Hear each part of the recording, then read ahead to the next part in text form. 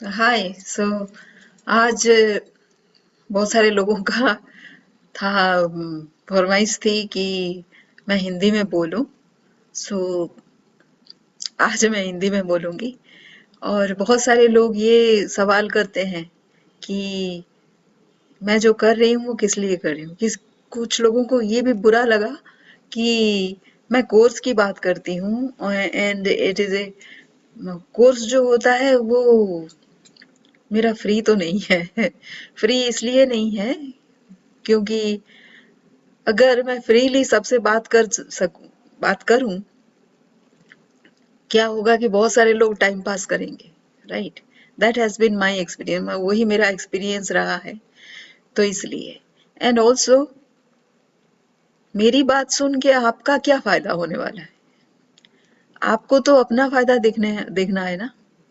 आपको क्या सीखना है, आप कैसे इस दुनिया में आए हो, यहाँ किस लिए आए हो, और भगवान ने आपको किस लिए भेजा है। ये सब का सवाल तो आपके दिमाग में आता होगा, राइट?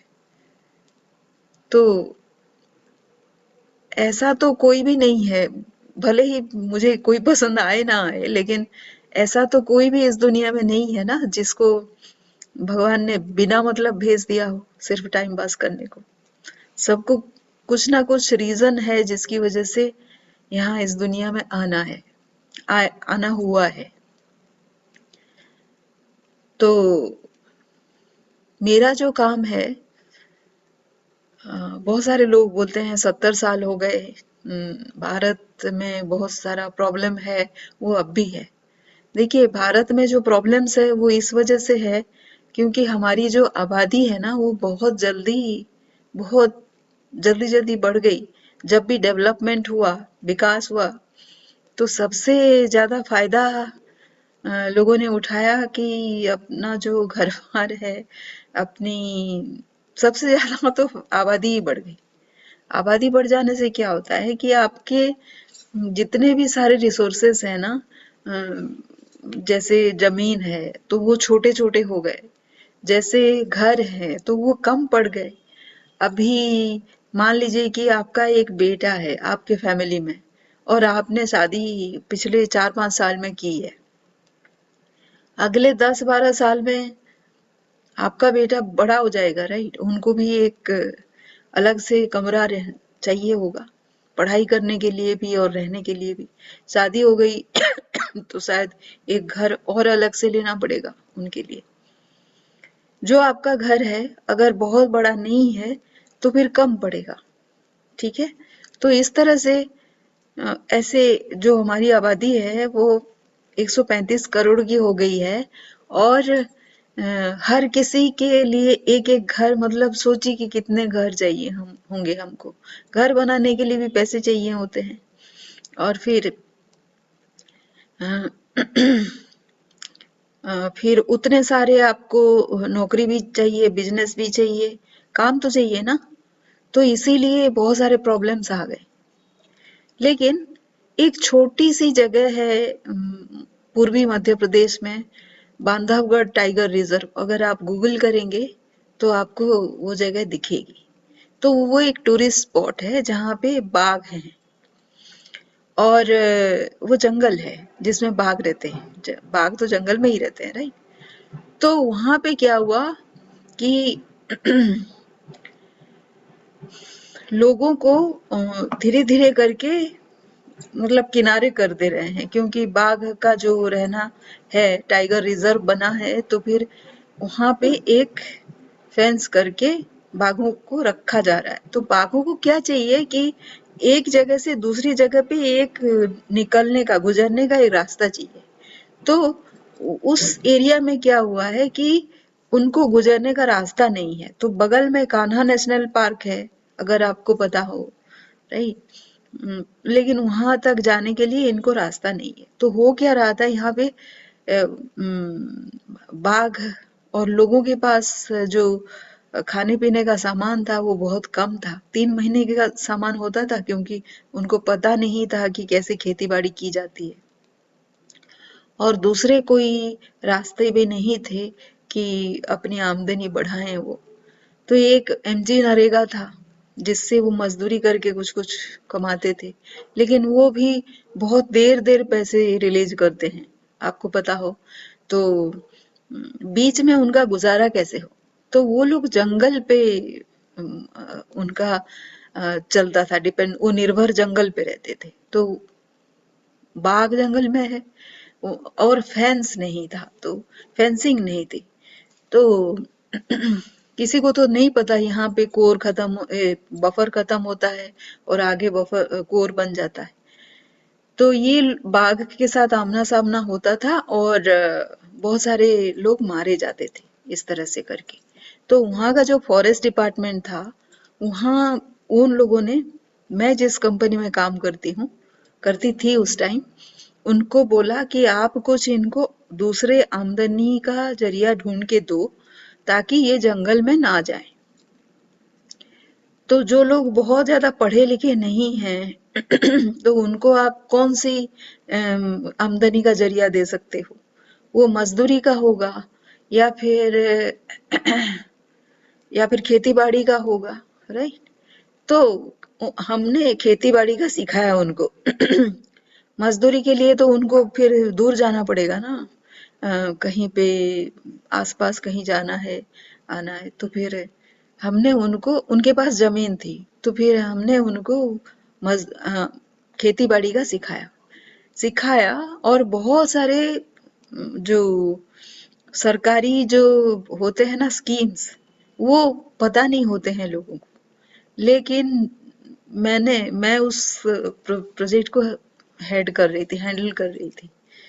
तो मैं जंगल में जाके रही उन लोगों के साथ, क्योंकि वो लोग तो बाहर नहीं आएंगे, तो आप अफसरी करेंगे तो लोगों का कुछ काम नहीं कर पाएंगे। तो वहां जंगल में जाके लोगों के साथ रही, जंगल के पास उनके गांव थे और मेरे घर के आसपास से बाघ का आने जाने का रास्ता था। लेकिन वो लोग तो जिंदे थे ना उनको बाघ नहीं खा रहा था, क्योंकि आप अपने गांव में रहोगे तो वैसे कोई अटैक, टाइगर अटैक नहीं होता है। हालांकि कभी कभी टाइगर घर में घुस जाता है, लेकिन वो काफी रेयर था। तो आपको थोड़ा सा चौकन्ना रहना पड़ेगा। तो वैसे ही एक फार्म हाउस था जो पक्का पक्की मकान थी, तो उसमें एक कमरा लेके मैं रह रही थी वहां पे लोगों के पास रहने के लिए। और जो, मैं तो एग्रीकल्चर से थी नहीं, तो फिर केवीके जो साइंटिस्ट होता है ना, कृषि विज्ञान केंद्र, तो वहां जाके मैं कुछ सीखती थी, आके इन लोगों को सिखाती थी। तो ये बहुत कम टाइम मैंने बहुत सारा कुछ सीखा और इनको सिखाया। तो मुझे समझ में ये आया कि अगर हम ऑर्गेनिक फार्मिंग करेंगे तो हम लोगों को केमिकल के बारे में बहुत ज्यादा सोचना जानना नहीं पड़ेगा। और वहां पे लोग तो काफी गरीब थे, तो इसलिए उनको वो केमिकल में बहुत सारा फर्टिलाइजर खरीदने में और ये सब खरीदने का पैसा ही उनके पास नहीं था। तो सबसे अच्छा क्या था? ऑर्गेनिक था। तो वही हमने शुरू कर दिया। और सबसे पहले साल मैंने जो सिखाया वो था सिस्टम ऑफ रूट इंटेंसिफिकेशन, जो है SRI। तो SRI में कुछ ना हो तो फिर 1.5 गुना प्रोडक्टिविटी बढ़ जाती है। और फिर थोड़ा सा तरीके से मैंने खेती उनको करना सिखाया।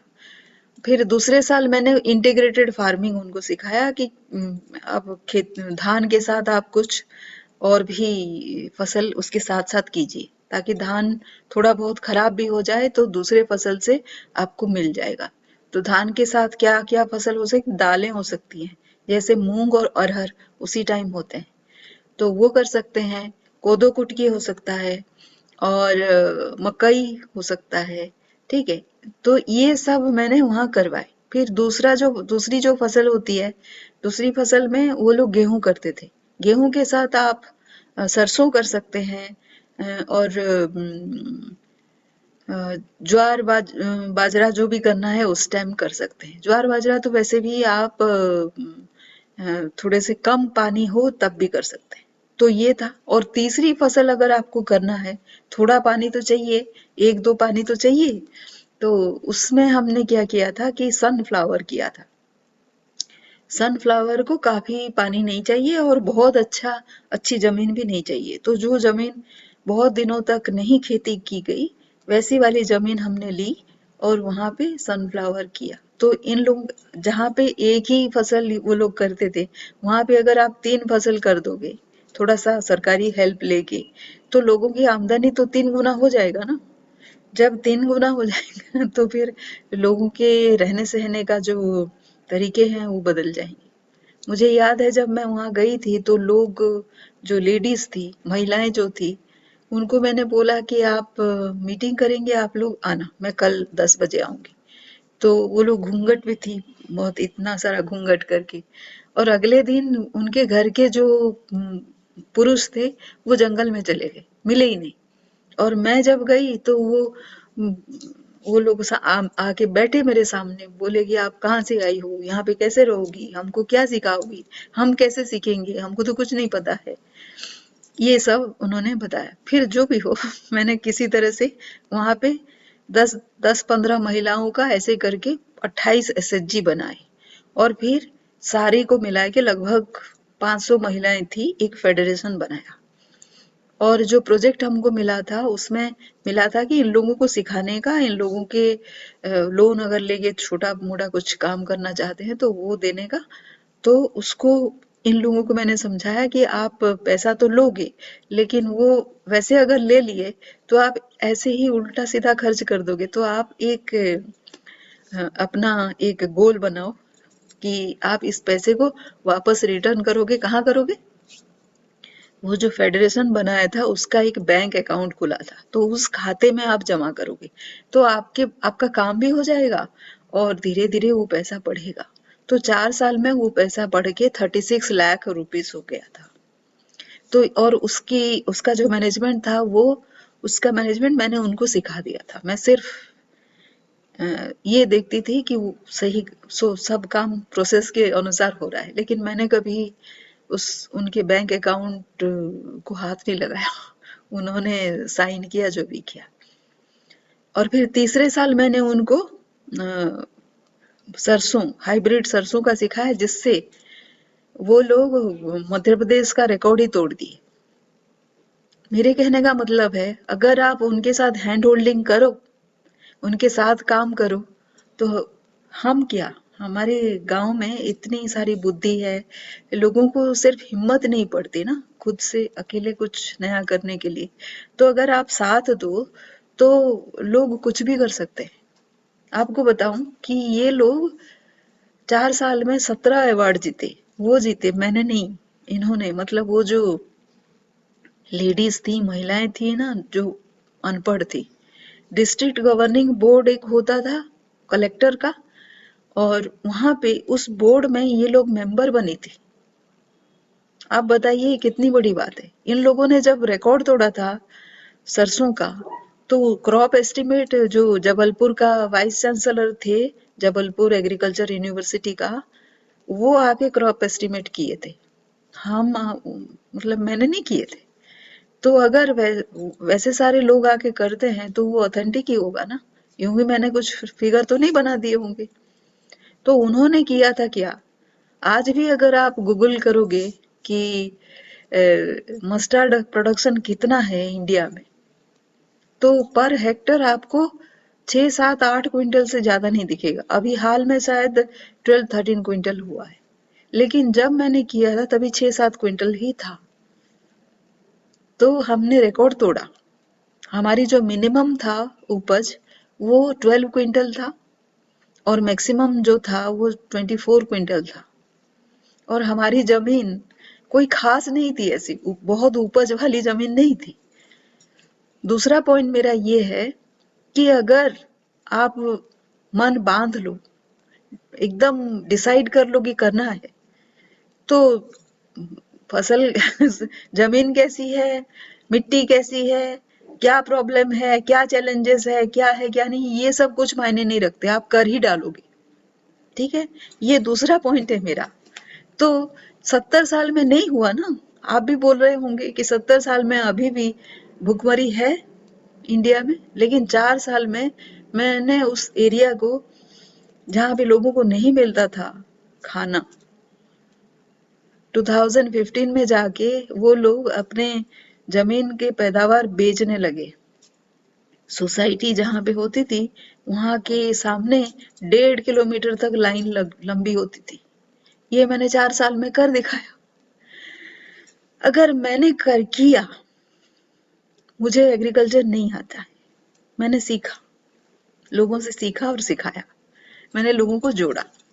एक खास बात मेरे में ये है कि मुझे अगर कुछ करना होता है और लोगों को उसी लिए जोड़ना होता है तो मैं बड़े अच्छे से जोड़ लेती हूँ। तो अगर आप मेरे साथ ऑनलाइन जुड़ोगे तो भी आपका काम हो जाएगा, जो भी प्रॉब्लम हो।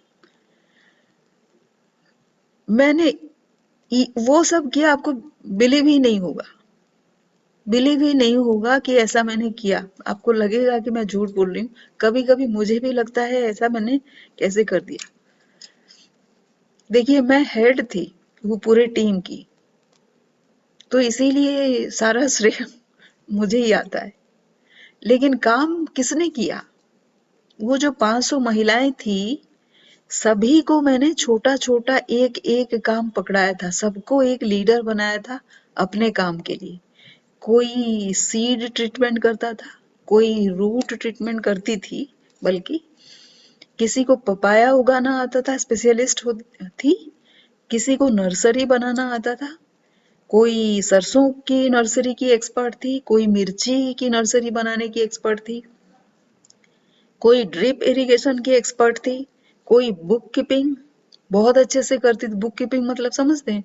जो जो सेल्फ हेल्प ग्रुप में एक सेविंग होता है, हर वीक में, हर हफ्ते महिलाएं 10 रुपए 15 रुपए जो भी डिसाइड करें, सभी को जो दे पाए वो अमाउंट वो लाके जमा करती है।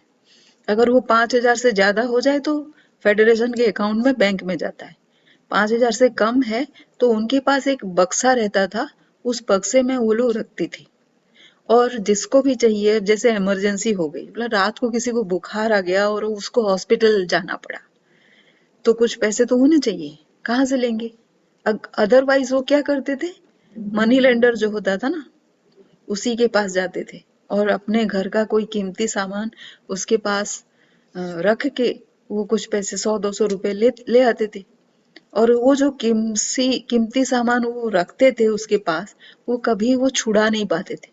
आपको तो पता होगा, कभी भी महिलाएं जो कीमती सामान कहीं पे रखती हैं, सोने का सामान अगर रख दिया, घर का पीतल या कुछ भी रख दिया, तो वो छुड़ा तो नहीं पाती। लेकिन ये एसएचजी में जो पैसे जमा किए हुए थे वो लोग, 500 लेके वो हॉस्पिटल चले गए। अगर बैंक तो रात को खुली नहीं होती है, तो वो बक्से में जो पैसा है, 3 लोगों की मौजूदगी में पैसे निकाल के वो ले जाती थी। वो 1 महीने 2 महीने में लौटा देती थी फिर। तो इसी तरह से वहां चलता रहा, राइट। और उसके बाद मैंने उनको नाम लिखना सिखाया। मैंने बोला कि हमारे एरिया में कोई भी महिला जो है अंगूठा छाप नहीं होगी। तो उन्होंने बोला, हम पूरी उम्र नहीं सीखे, अभी तुम कैसे सिखा दोगी हमको, और हम कैसे सीख लेंगे? तो मैंने क्या किया, वो जो अल्पना लगता है ना घर में, जो अल्पना लगता है किसी फेस्टिवल में, झोटी अल्पना बोलते हैं उसको, जो राइस का पाउडर होता है, सफेद सफेद डालते हैं, अल्पना बोलते हैं। तो मैंने उनका नाम अल्पना करके डिजाइन बना के दिया कि आप कभी भी फेस्टिवल हुआ तो अपना नाम वहां पे अल्पना में करो। तो वो लोग साइन नहीं करती थी अपना नाम, वो लोग ड्रॉ करती थी अपना नाम जब सिग्नेचर करना होता था। तो ऐसे सिखाया मैंने उनको। और फिर मैंने क्या सीखा उनसे, मैंने 2 चीजें सीखी उनसे, कि वो जो ट्राइबल होते हैं ना, वहां पे बैगा और गोंड ऐसे 2 ट्राइब्स हैं। मेघालय में भी मैं रही उसके पहले, वहां पे भी ट्राइबल हैं। तो इन लोगों से मैंने ये सीखा कि आप कल परसों के बारे में मत सोचो, आज के बारे में सोचो, आज अभी के बारे में सोचो। इसका दूसरा पहलू है कि जितने पैसे आए आपके पास, कल के बारे में मत सोचो, आज मस्त खा पी के खत्म करो। तो थोड़ा सा अगर आप उसको मॉडिफाई कर दो कि आप बहुत उल्टा सीधा मत सोचो, क्योंकि कल सुबह आप जिंदा रहोगे कि नहीं रहोगे ये तो पता नहीं है। ये हम सब कोई बोलते हैं, लेकिन इस तरह से सोच नहीं सकते। तो ये मैंने सीखा उनसे कि बहुत ज्यादा आगे क्या होगा क्या नहीं होगा ये सब चिंता छोड़ो। अभी आप सही हो कि नहीं, अभी अगर आप सही नहीं हो, अभी अगर आप परेशानी में हो, दिमाग आपका खराब है, तो फिर आगे कैसे अच्छा हो सकता है।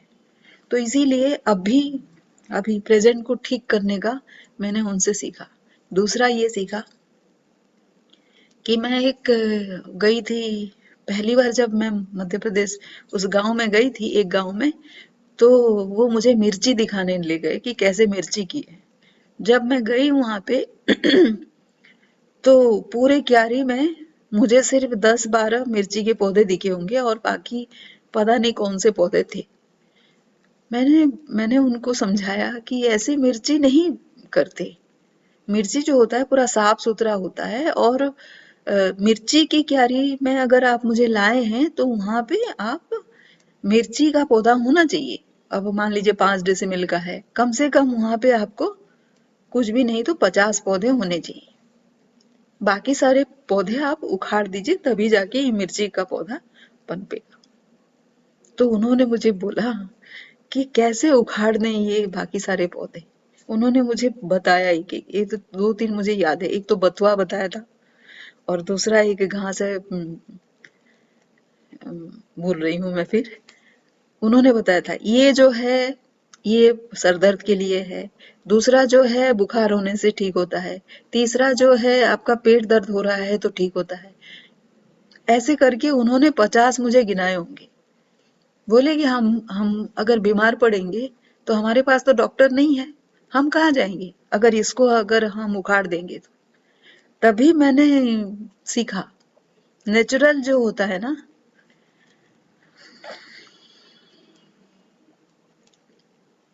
नेचर में जो होता है वो आपको अपने आप पूरा बना के देता है कि आप जिंदा कैसे आराम से रहोगे, हेल्दी कैसे रहोगे। हम ही जो है एक चीज के चक्कर में बाकी सारी चीजों का हम कोई उसका कुछ अप्रिशिएट नहीं करते, राइट। बाकी सारी चीजों का नहीं करते।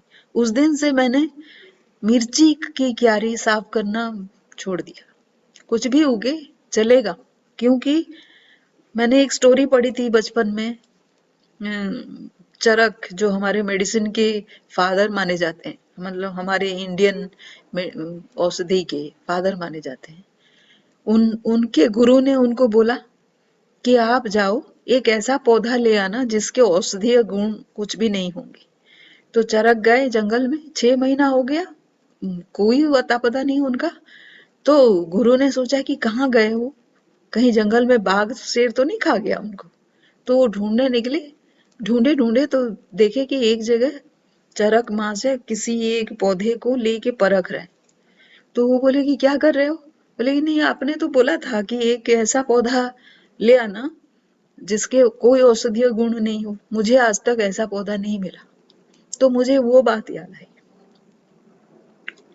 आपके आसपास जितने सारे पौधे हैं सारे का औषधीय गुण है, चूंकि आपको पता नहीं है उसका, तो आप उसको खरपतवार समझते हो, वीड समझते हो, राइट। क्योंकि आपको नहीं पता है, जिस दिन पता होगा आप तो बोलोगे कि बड़ी काम की चीज है। उनको पता है, ट्राइबल को पता है, आपको तो 10-12 पौधों के अलावा कुछ और की पहचान होगी ही नहीं, राइट। तो ये सीखा मैंने। और हाँ, बड़े सीधे सिंपल लोग होते थे। तो ये जो मैंने सीखा 4 साल में, जो मैंने करके दिखाया, ये कहीं पे भी हो सकता है। आप अगर सीख जाओ तो हो सकता है। और मैं एक ऐसी जगह पे रहती, मैं जंगल में रहती थी, ठीक है, tiger reserve, Bandhavgarh tiger reserve. आपको लगेगा कि जंगल में रहती थी, लेकिन वहां लोग पूरे साल भर अपना बचत करते हैं वहां जाने के लिए। आप देखिए कि मैं वहां नौकरी करती थी, रोज रहती थी वहां पे, राइट? आपको नहीं लगता कि ये मेरी खुशकिस्मती है? भगवान ने मुझे बहुत तरह से नवाजा है, इतना सीखने को, इतना अपने अंदर झांक के देखने को, इतने अच्छे लोगों से मिलने को, प्रकृति के साथ रहने को, खुली हवा में रहने को और अच्छी हवा, प्योर हवा जो है वो उसमें सांस लेने को, इतना अच्छा मुझे मिला, राइट? तो ये था। तो अभी आज के दिन में मैंने क्या सिखाना है आपको? आपको लगता होगा कि सारा कुछ अच्छा ही गया। जो जंगल में मैं कहीं पे रह रही थी, वहां पे बाथरूम नहीं था, तो हम बचपन से तो बिना बाथरूम के कभी गए नहीं, तो कैसे रहे होंगे? पानी की कोई व्यवस्था नहीं थी। नल जो होता है ना, ट्यूबवेल, पब्लिक, वहां से पानी ले आके काम चलाते थे। अपना खाना खुद बनाओ, जो मिला वही खाओ। इसका भी मजा है, शायद आपको ना पता। शायद आप ऐसी जगह पे रहते हो, टाउन में रहते हो, शहर में रहते हो, और शायद कभी मिले भी ना हो ऐसे लोगों से, और वो कैसे सोचते हैं शायद आपको पता भी ना। जब मैंने उनको इतना सारा सिखाया तो एक बार जो केवीके के साइंटिस्ट, अब रोड भी बन गए वहां पे, जब उस गांव की महिलाएं डिस्ट्रिक्ट गवर्निंग बोर्ड में आएंगी तो उस गांव में तो रोड बनेगा। रोड बन गया, स्कूल बन गए। मैं जब गई थी तो चार चार लड़कियां मुश्किल से स्कूल जाती थी। और जब 2015 की बात ले लीजिए, 4 साल के बाद, वहां पे मैं लंबी लाइनें में, तभी जो मध्य प्रदेश में एक स्कीम था कि जो जो बच्चे स्कूल जाएंगे उनको साइकिल मिलेगी, तो आपको दिखेगी लंबी लाइनें लड़कियों की आ रही है साइकिल लेके। कैसा लगता है नजारा? और ये बड़े गर्व की बात है मेरे लिए कि मैं वहां रही। तो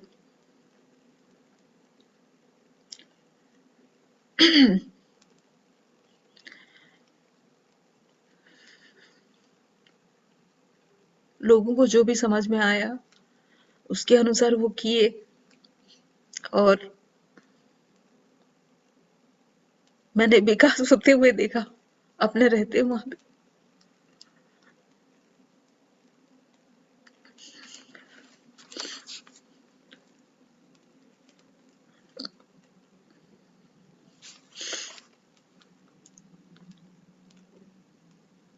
ये बड़ी खुशी के आंसू है। आपको पता है, उन महिलाओं उन ये महिलाएं गई थी एक बार गुजरात में 2013 में। एक फार्मर कन्वेंशन हो रहा था जहां पे 50,000 फार्मर गए थे। कौन थे चीफ मिनिस्टर तभी गुजरात में 2013 में? नरेंद्र मोदी, जो आज हमारे प्राइम मिनिस्टर हैं। उन्होंने इन्हीं किसानों को चुना, 50,000 का कैश अवार्ड दिया। आप बताइए, आप अगर खुद एक अवार्ड जीतते तो आपको उतनी खुशी होती जितनी खुशी मुझे हुई।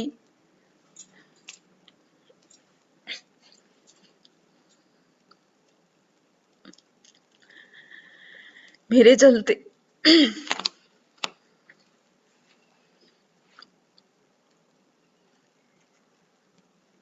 मैंने तो साथ दिया ना उनका।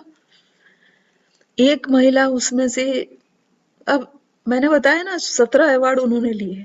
किस किस का बताऊं? एक अवार्ड तो 1.5 लाख की थी, कैश अवार्ड, जो सीआईआई ने दिए, और एक ले गई, और उस टाइम जो इंडस्ट्री मिनिस्टर थे मिस्टर आनंद शर्मा, उनके हाथों से ली। दूसरा एक अवार्ड लल्ली बाई करके थी, जो आंध्र प्रदेश गई थी, हैदराबाद में, उसने आंध्र प्रदेश के गवर्नर के हाथों से वो अवार्ड लिया। एक फार्मर थे चंद्र प्रकाश, उन्होंने एमएस स्वामीनाथन अवार्ड लिया। ऐसे कई सारे हैं। इतने इतना जाना पहचाना हो गया वो जंगल में एक गांव, एक गांव को एग्रीकल्चर पिलग्रिमेज तीर्थ घोषित किया गया। इतना वहां पे एक्टिविटी हुआ। कितने लोग तो काम करते होंगे, आपको भी पता हो, बहुत सारे लोग काम करते।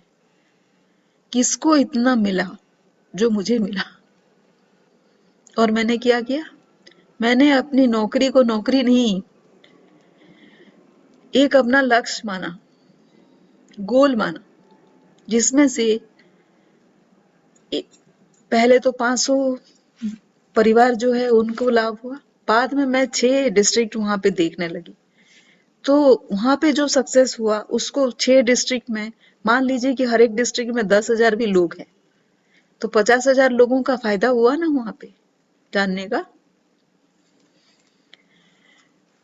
तो एक बंदा, मैं एक बंदी अगर इतना कर सकती हूँ, मान लीजिए मैंने 1 लाख लोगों को ये सिखा दिया, तो क्या भूखमरी रहेगी भारत में?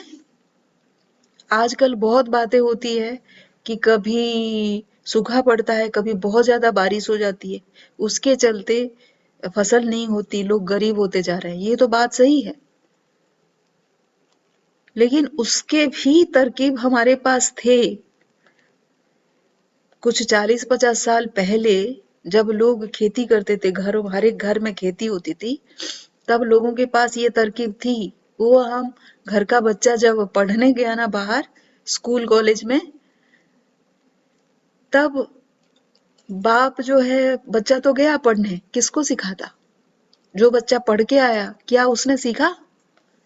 तो जो खेती हम खेती के चलते ही भारत पूरे दुनिया में सबसे ज्यादा धनी देश हुआ करता था।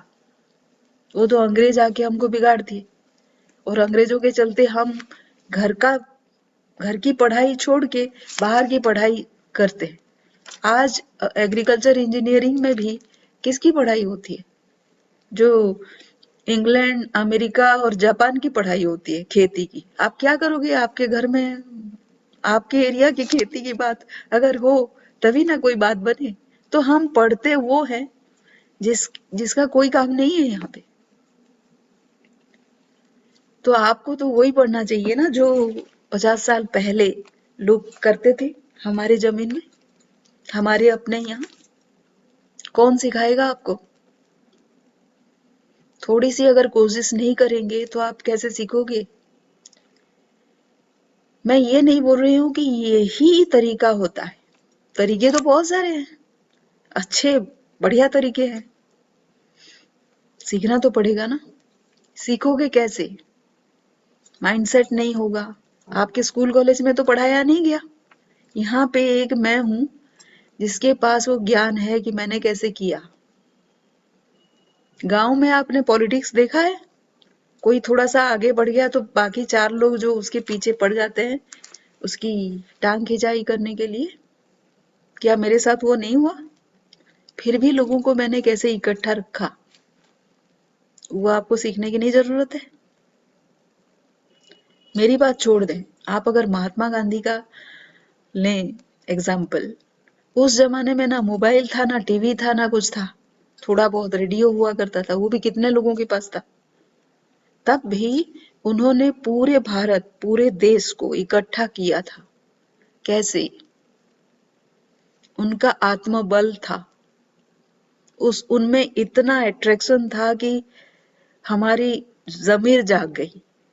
जितने सारे लोग थे, हमारे दादा लोग, परदादा लोग उसमें थे ना, उनको उन्होंने इकट्ठा किया था। ठीक है, कितने सियासत थे। सरदार वल्लभ भाई पटेल जो हमारे उप प्रधानमंत्री थे, सबको उन्होंने इकट्ठा किया, भारत में मिलाया। कश्मीर है एक, हरि सिंह आए इंडिया में मिले, हैदराबाद एक ऐसे है मिले, तो सबको इकट्ठा किया ना। कैसे किया था? अगर आप अंदर से सच्चे होंगे तो आपकी आवाज बहुत दूर तक जाती।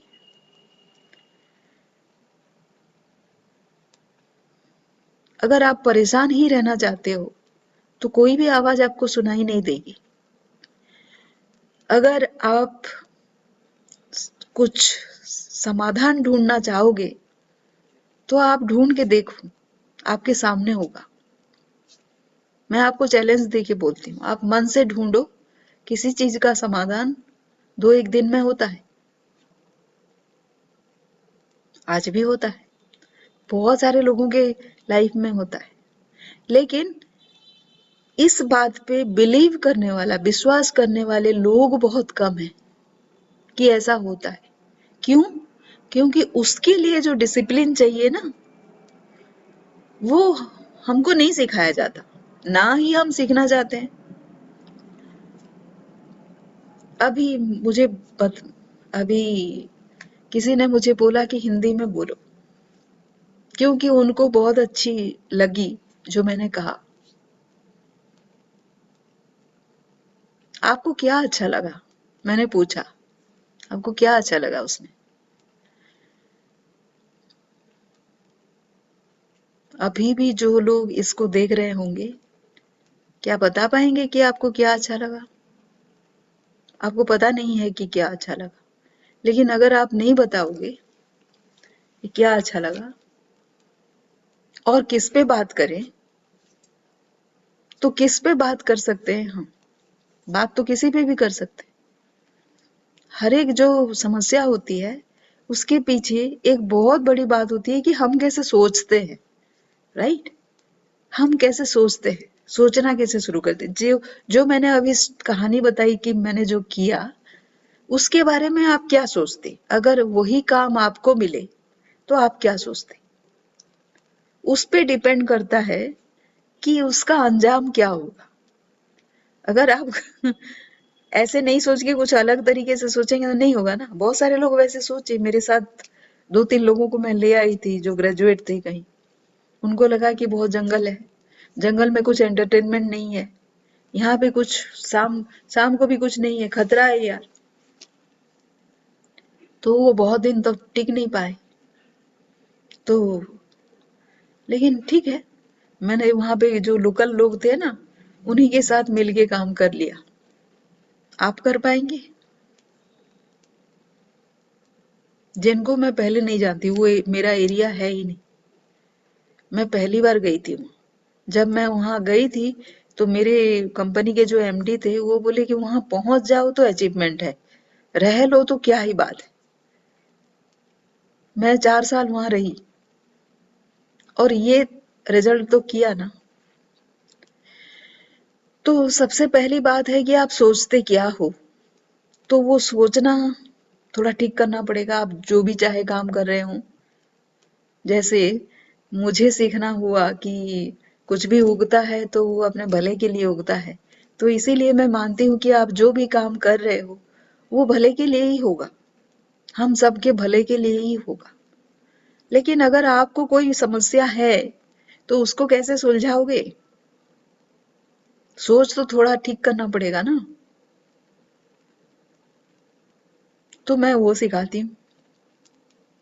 मैं सुनूंगी आपको कि आप क्या बोल रहे हो, आप कैसे बोल रहे हो। मेरे कुछ सवाल जवाब होंगे, पहले तो मैं सुनूंगी आराम से। फिर जहां पे आपको लगता है कि आप यहाँ पे फंस रहे हो, वहां पे कुछ सवाल तो मेरे होंगे ना, आप जवाब दो, ठीक है? फिर मैं आपको तरीके बताऊंगी कि यहाँ ऐसे नहीं सोच के वैसे क्या सोचा जा सकता है।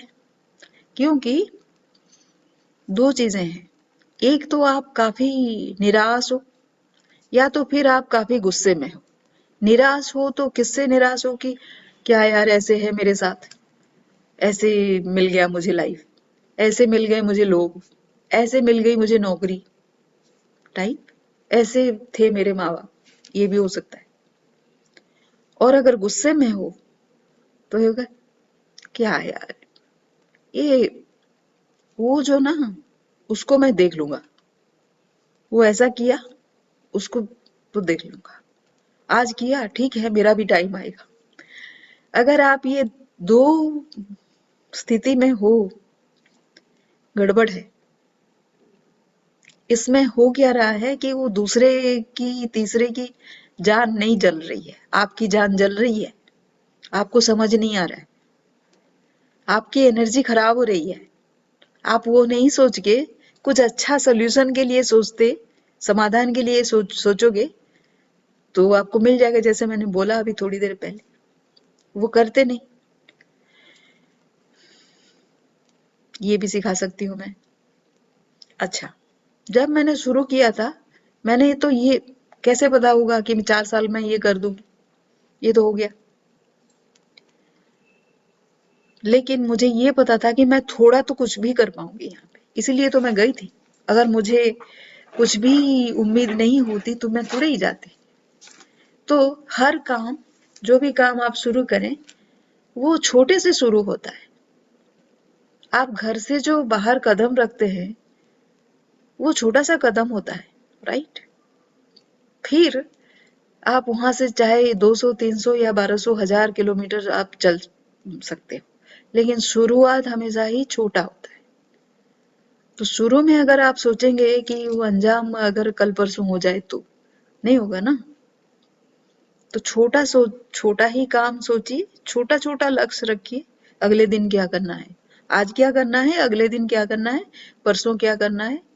इतना भी कर पाए शुरू में तो बहुत है। ऐसे करते करते आपका बनेगा। और बीच में जो भी बिगड़ता है वो भी आपकी लर्निंग है। वो नहीं बिगड़े तो आप बहुत सारी बातें नहीं सीख पाओ। तो ये भी मैं सिखाती हूँ। और ये जो पूरा प्रोसेस है ना, एक तो होता है प्रोसेस, दूसरा होता है आपका आउटकम, रिजल्ट। रिजल्ट देर होता है, लेकिन प्रोसेस में आप चल पड़े हो। आप कल जो थे, आज आप में वो परेशानियां नहीं है। ये क्या प्रोसेस, ये क्या आउटकम नहीं है आपके लिए?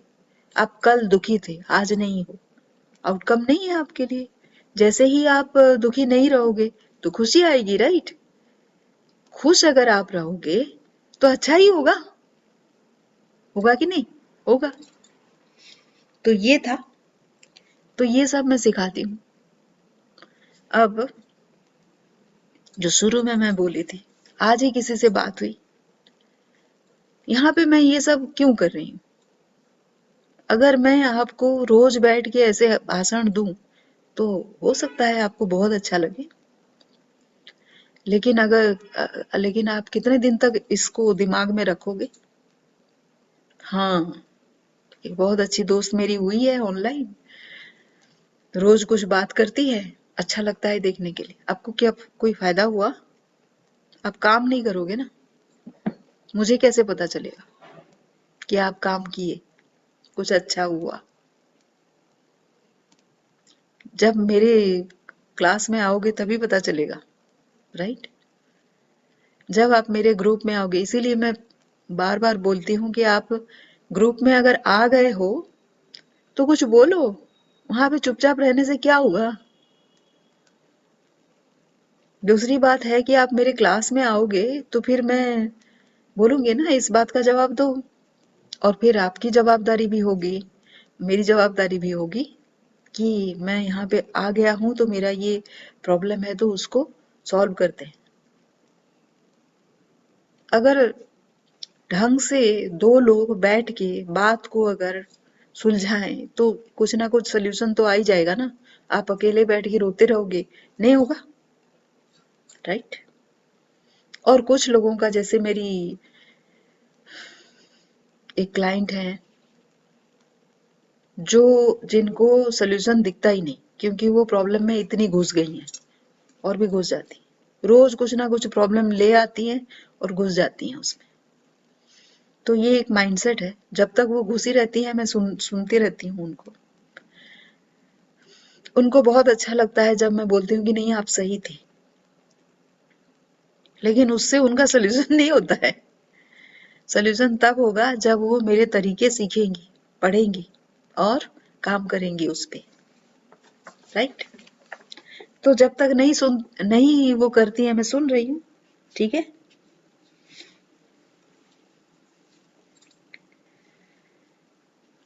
और जो लोग नौकरी में हो,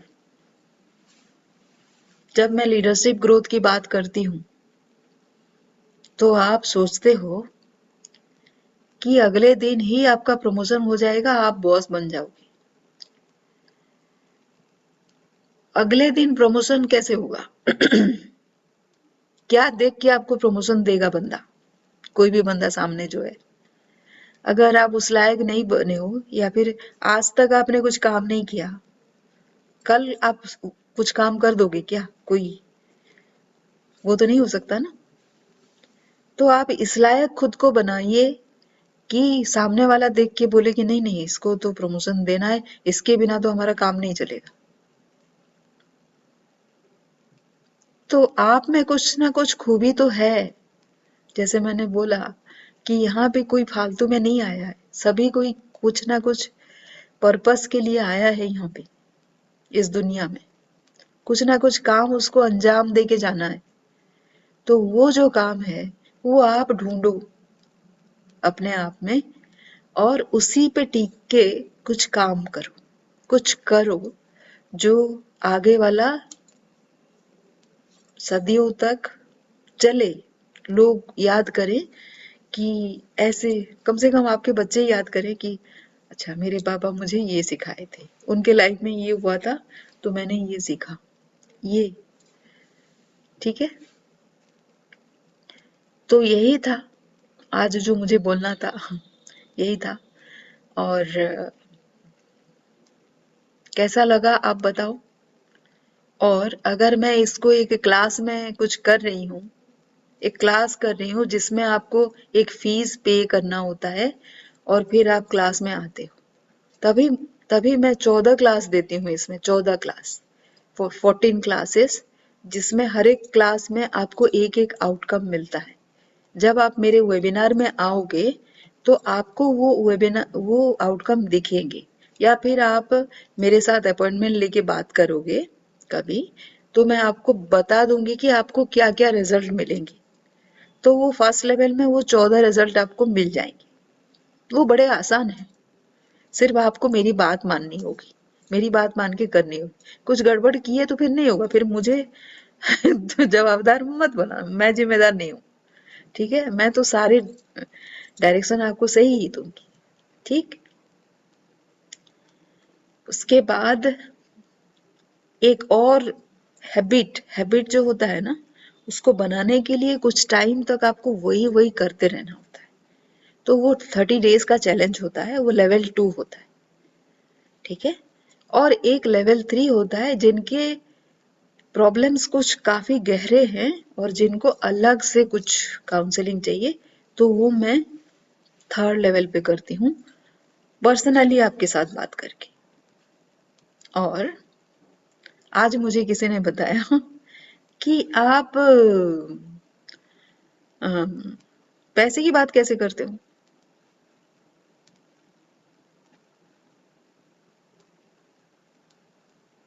तो क्या मैं यहाँ आपको, वही तो मैं पूछ रही, मैं अगर यहाँ पे बतियाऊं आपसे तो आप में से कुछ लोग तो अच्छे हैं, कुछ लोग इसका फायदा भी उठा लेंगे, झूठ मूठ का बहुत टाइम वेस्ट करेंगे। आपको नहीं लगता ऐसा? चलिए, जिसको समझ में आए आए, मैं तो ऐसे बोलते रहूंगी। जो अच्छे लोग हैं वो धीरे धीरे आएंगे, जी, जो मेरे काम के होंगे। जिनको नहीं आना है वो धीरे धीरे छूट जाएंगे, उनका क्या शोक मनाना, ठीक है। ठीक है, कमेंट कीजिएगा इस वीडियो पे। Thank you, good night.